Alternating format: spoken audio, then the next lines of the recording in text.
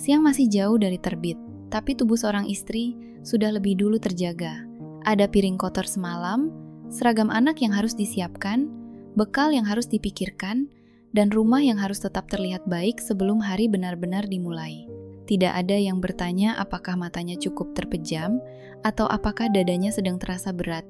Yang ada hanya rutinitas yang menunggu untuk dijalankan, seolah kehadirannya selalu dibutuhkan, tapi keberadaannya sendiri nyaris tak pernah disadari. Di banyak lingkungan, label istri kuat sering dilontarkan sebagai pujian. Perempuan yang tidak banyak mengeluh, yang selalu bisa diandalkan, yang tetap tersenyum meski lelahnya jelas terlihat. Namun sedikit yang menyadari bahwa pujian ini kerap berubah menjadi jebakan sunyi. Karena ketika sudah dicap kuat, maka lelahnya dianggap biasa, air matanya dianggap berlebihan, dan kebutuhannya untuk didengarkan perlahan dianggap tidak penting. Rumah terlihat rapi, anak-anak terurus, dapur selalu mengepul, dan dari luar semuanya tampak baik-baik saja. Inilah standar keberhasilan istri yang sering diagungkan. Semua yang kasat mata, tapi di balik lantai yang bersih dan senyum yang dipaksakan, ada jiwa yang perlahan memudar. Ada hati yang kehabisan ruang untuk bernapas karena nilainya hanya diukur dari apa yang bisa ia kerjakan, bukan dari apa yang ia rasakan. Ada momen kecil yang sering luput diperhatikan saat seorang istri mencoba bicara, menyelipkan keluh di sela aktivitas, berharap didengar walau sebentar. Namun yang ia dapat hanya anggukan singkat, atau tatapan yang tetap tertuju pada layar ponsel. Percakapan terputus sebelum benar-benar dimulai, dan sekat tipis itu perlahan tumbuh menjadi tembok besar di antara dua orang yang tidur di ranjang yang sama.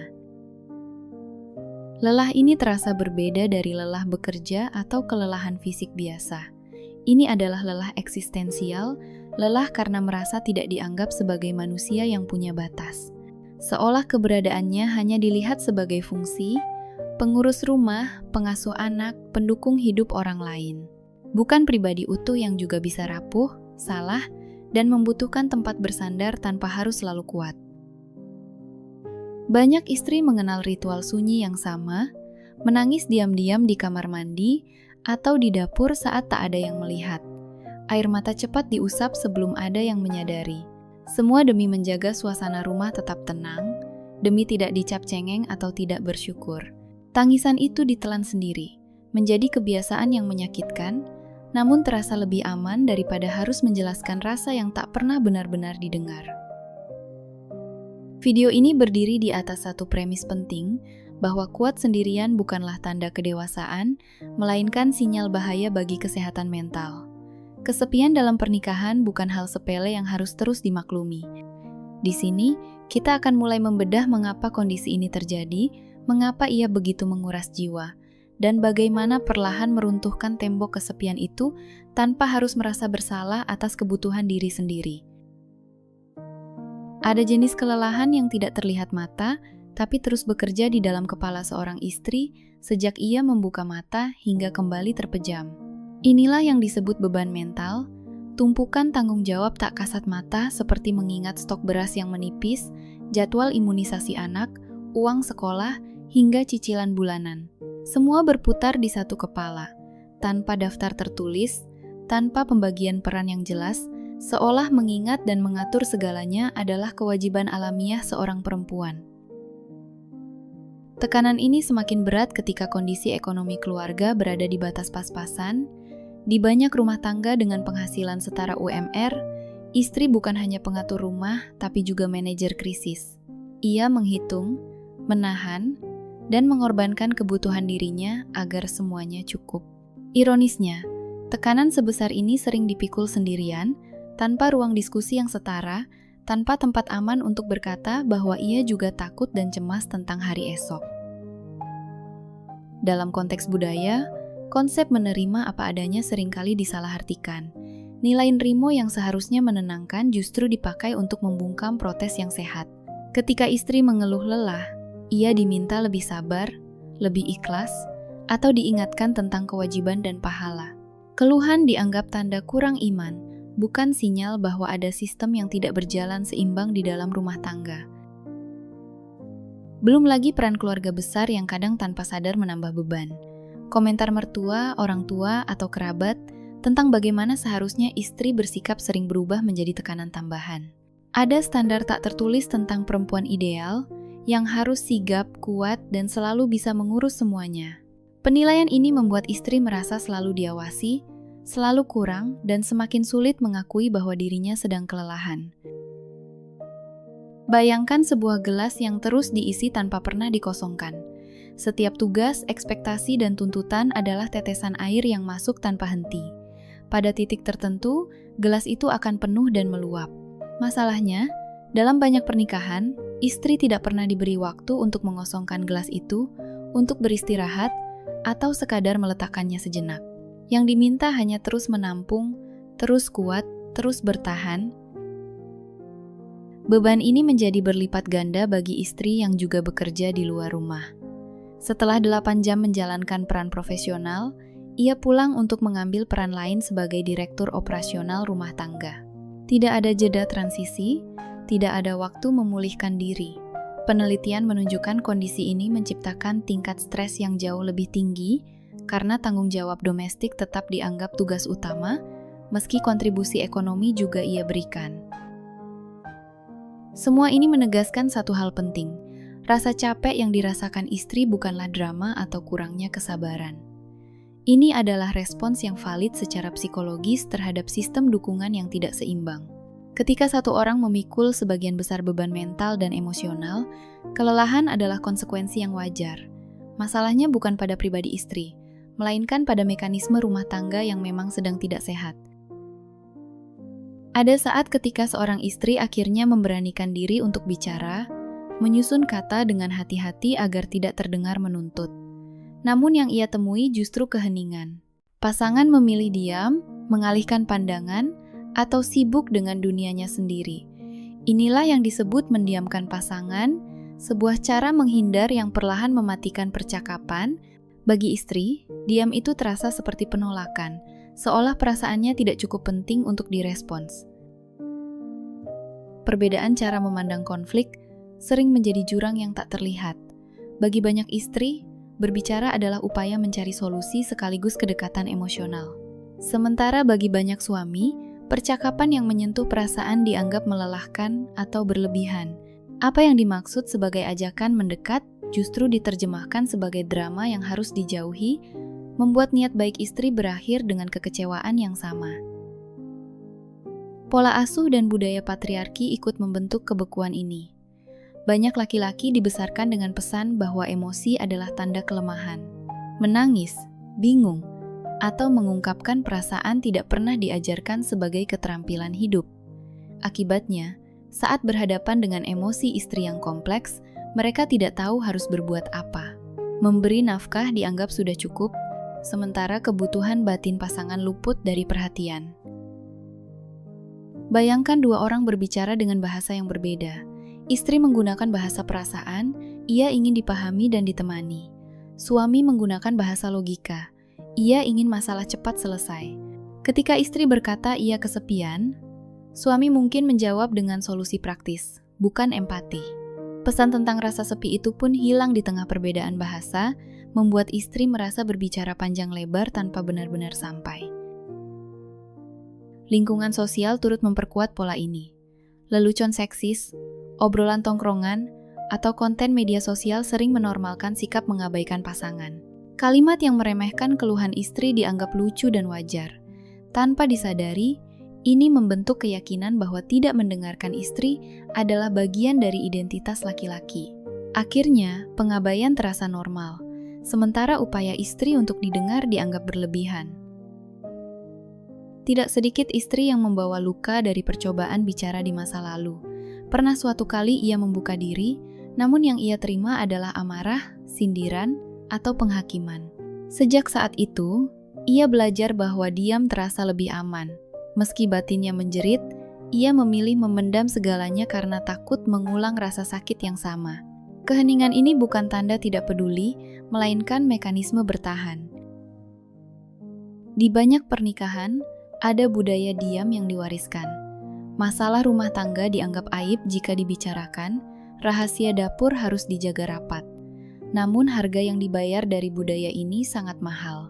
Kejujuran perlahan mati, komunikasi menjadi dangkal, dan suara istri tenggelam dalam kewajiban menjaga citra keluarga. Rumah tetap berdiri, tapi isinya sunyi, penuh kata yang tak pernah sempat terucap. Ketika kelelahan mental dibiarkan terlalu lama, salah satu dampak paling sunyi adalah mati rasa emosional. Istri tidak lagi marah, tidak lagi berharap, bahkan tidak lagi terluka dengan cara yang sama. Semua dijalani seperti rutinitas tanpa warna. Tertawa terasa hambar, sedih pun seperti jauh. Hubungan tetap berjalan, tapi jiwa tidak lagi ikut serta. Kondisi ini sering disalahartikan sebagai kedewasaan, padahal sebenarnya adalah tanda bahwa hati sudah terlalu lelah untuk merasakan apapun. Tubuh tidak pernah berbohong. Stres yang dipendam terus-menerus akan mencari jalan keluar melalui fisik. Sakit punggung yang tidak kunjung sembuh, kepala yang sering berdenyut, gangguan lambung, sulit tidur, atau tubuh yang mudah lelah tanpa sebab jelas. Semua ini bukan keluhan sepele. Ini adalah bahasa tubuh yang berteriak ketika pikiran sudah terlalu penuh dan tidak lagi memiliki ruang aman untuk melepaskan beban. Dalam pengasuhan anak, kelelahan emosional yang tak tertangani bisa berubah menjadi burnout. Seorang ibu yang kehabisan energi batin lebih mudah tersulut emosi, lebih cepat kehilangan kesabaran, bukan karena ia tidak sayang, tapi karena tangki emosinya sudah kosong. Setelah marah, rasa bersalah datang menghantam, menciptakan lingkaran lelah yang semakin dalam dan semakin sulit diputus. Hubungan pasangan pun ikut tergerus perlahan. Jarak emosional semakin melebar, meski secara fisik tetap berdekatan. Masing-masing hidup di dunianya sendiri, berbagi rumah tapi tidak lagi berbagi rasa. Dalam kesunyian ini, rasa sepi bisa menjadi sangat berbahaya. Ketika tidak ada ruang aman di rumah, risiko mencari pengakuan di luar hubungan menjadi lebih besar, bukan karena niat jahat, tapi karena kebutuhan dasar untuk merasa diperhatikan. Dampak lain yang sering tidak disadari adalah hilangnya identitas diri. Istri mulai lupa siapa dirinya sebelum menikah. Apa yang dulu ia sukai, apa yang membuatnya merasa hidup, semua terkubur di bawah tumpukan peran dan tuntutan. Hidup terasa seperti daftar tugas tanpa akhir. Ketika seseorang tidak lagi mengenal dirinya sendiri, rasa hampa akan tumbuh, meski dari luar hidupnya tampak berjalan normal. Di balik senyum yang tetap dipertahankan, sering tersimpan rasa dendam yang tidak pernah diucapkan. Luka-luka kecil yang diabaikan bertahun-tahun mengendap menjadi resentment. Suatu hari, emosi itu bisa meledak karena hal sepele, memicu pertengkaran besar yang membingungkan semua pihak. Bukan karena masalah kecil itu, tapi karena ia membawa beban panjang dari perasaan tidak pernah didengar. Yang sering terlupakan, semua ini tidak hanya dirasakan oleh pasangan. Anak-anak ikut menjadi saksi. Mereka belajar tentang hubungan dari apa yang mereka lihat setiap hari. Dari ibu yang lelah dan ayah yang jauh, mereka menyerap pola tanpa sadar. Ketidakbahagiaan yang terus dibiarkan berisiko diwariskan, menciptakan siklus yang sama di generasi berikutnya, jika tidak ada yang berhenti dan mulai menyadarinya sekarang. Untuk memahami dinamika ini secara utuh, kita perlu menoleh ke sisi lain meja tanpa niat menyalahkan. Banyak suami dibesarkan dalam lingkungan yang melarang laki-laki menunjukkan kerentanan. Sejak kecil mereka diajari untuk kuat, diam, dan menyelesaikan masalah sendiri. Ketika dewasa dan berhadapan dengan emosi istri yang kompleks, kebingungan muncul, bukan karena tidak peduli, tapi karena mereka tidak pernah memiliki contoh bagaimana cara hadir secara emosional. Tekanan sebagai pencari nafkah seringkali membentuk sudut pandang yang sempit. Bayangkan suami sebagai prajurit yang lelah setelah bertempur seharian di luar rumah. Yang ia inginkan hanyalah ketenangan. Tanpa disadari, ia lupa bahwa rumah bukan sekadar tempat istirahat baginya, tapi juga medan perjuangan yang tak kalah berat bagi istrinya.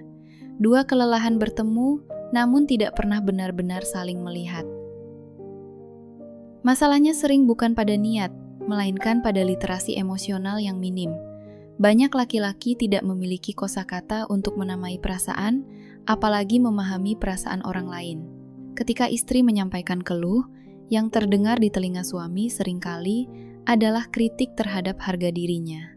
Ia merasa gagal sebagai kepala keluarga, lalu bereaksi dengan defensif atau menarik diri, padahal yang dibutuhkan istri hanyalah didengar. Pola komunikasi ini biasanya tidak muncul dalam semalam. Ia terbentuk bertahun-tahun, sedikit demi sedikit. Istri semakin sering menuntut karena merasa tidak diperhatikan, suami semakin sering menghindar karena merasa diserang. Keduanya terjebak dalam lingkaran yang saling mengunci.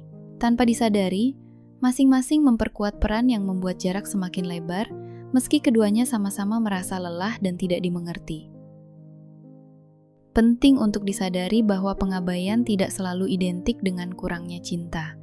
Dalam banyak kasus, ia lahir dari ketidaktahuan dan kebingungan. Suami mungkin tidak tahu harus berkata apa, takut salah bicara, atau tidak paham bagaimana menenangkan tanpa menyelesaikan. Ketidakmampuan ini sering disalahartikan sebagai sikap acuh. Padahal di baliknya ada ketidakcakapan yang tidak pernah diajarkan sejak awal. Ada pula ekspektasi yang terbentuk tanpa pernah dibicarakan. Karena istri selama ini mampu mengurus segalanya, suami menganggapnya sebagai sosok super yang tidak membutuhkan bantuan. Ketangguhan istri dibaca sebagai tidak adanya kebutuhan. Di titik ini, kemandirian yang terpaksa justru menjadi bumerang, membuat kebutuhan emosionalnya semakin tidak terlihat dan semakin jarang dipenuhi. Melihat pernikahan dari dua sisi membuka satu kesadaran penting. Ini bukan tentang siapa yang paling benar atau paling terluka. Ini tentang dua manusia dengan latar belakang, luka, dan keterbatasan masing-masing yang sedang berusaha bertahan. Menemukan titik temu membutuhkan kerendahan hati untuk mengakui bahwa keduanya sama-sama tidak sempurna, dan hubungan hanya bisa membaik ketika ada keberanian untuk saling melihat, bukan saling menang. Langkah pertama yang paling sulit adalah berhenti menjadi martir di dalam rumah sendiri. Selama ini, banyak istri memikul segalanya dengan keyakinan bahwa pengorbanan adalah bentuk cinta tertinggi. Padahal, menjadi kuat sendirian bukan medali kehormatan, melainkan tanda bahwa ada kebutuhan yang terus diabaikan. Mengakui kelelahan bukan kelemahan, itu adalah sinyal jujur bahwa tubuh dan jiwa sudah meminta jeda. Mencoba bicara kembali membutuhkan cara yang berbeda. Disinilah teknik komunikasi dengan menyebut perasaan diri sendiri menjadi penting. Alih-alih menunjuk kesalahan pasangan, istri bisa mulai dari apa yang ia rasakan, seperti merasa lelah, kesepian, atau tidak ditemani. Fokus pada perasaan membuka peluang dialog tanpa memicu pertahanan. Tujuannya bukan memenangkan argumen, melainkan membuka pintu agar suara bisa didengar. Menata ulang hubungan juga berarti menetapkan batasan yang sehat. Batasan bukan ancaman, melainkan penanda kebutuhan. Meminta waktu tanpa gangguan setiap hari, membagi tugas domestik secara jelas, atau berani berkata tidak pada hal yang melampaui kapasitas adalah bentuk menjaga diri. Tanpa batasan, kelelahan akan terus menumpuk dan kembali menggerus hubungan dari dalam. Waktu dan suasana berbicara memegang peran besar. Percakapan penting akan sulit berhasil jika dilakukan saat emosi memuncak atau tubuh sudah terlalu lelah. Mengajak pasangan berdiskusi di momen yang lebih netral ketika keduanya relatif tenang, memberi ruang untuk saling mendengar tanpa merasa terpojok. Di titik ini, niat memperbaiki perlu lebih kuat daripada keinginan untuk membuktikan siapa yang benar. Ada kalanya, usaha berdua saja tidak cukup. Tembok yang terlanjur tinggi membutuhkan bantuan pihak ketiga yang netral. Konselor pernikahan atau psikolog bukan tanda kegagalan, melainkan bentuk tanggung jawab terhadap kesehatan hubungan. Bantuan profesional dapat membantu menerjemahkan kebutuhan yang sulit diungkapkan dan memfasilitasi percakapan yang selama ini buntu. Menata ulang juga berarti mengaudit prioritas hidup. Tidak semua standar harus dipenuhi, tidak semua kesibukan wajib dijalankan.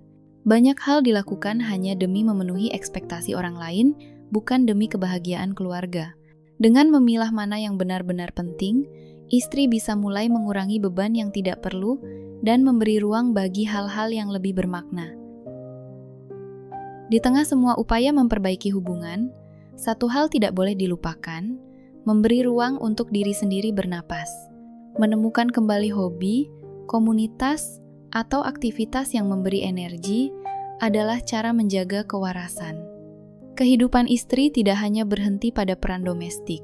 Merawat diri adalah fondasi agar langkah menata ulang hubungan bisa dijalani dengan kepala lebih jernih dan hati yang lebih utuh. Penting untuk diingat, kebahagiaan seorang istri bukanlah bonus tambahan dalam keluarga, melainkan fondasi utama yang menopang semuanya. Ketika seorang istri merasa dihargai dan utuh, rumah menjadi tempat yang lebih hangat bagi semua penghuninya.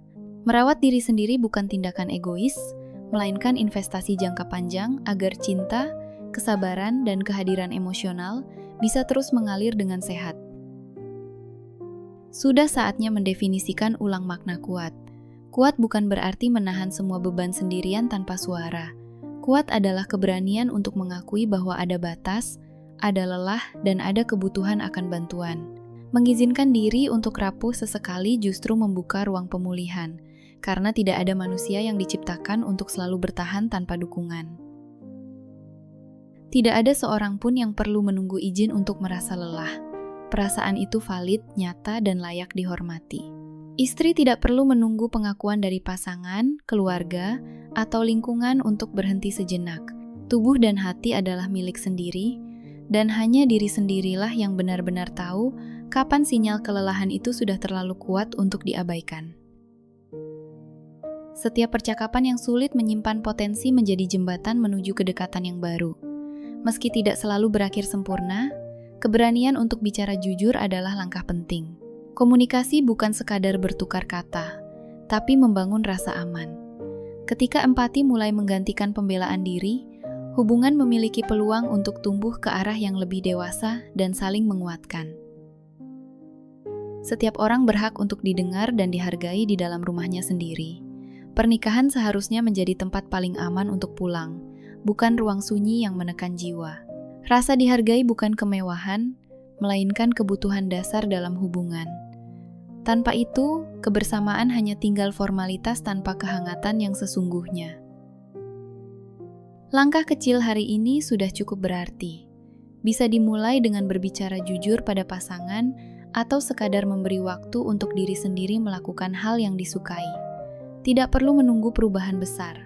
Setiap pilihan untuk menjaga diri adalah bentuk keberanian, dan setiap keberanian kecil membawa seseorang lebih dekat pada kehidupan yang lebih seimbang dan manusiawi.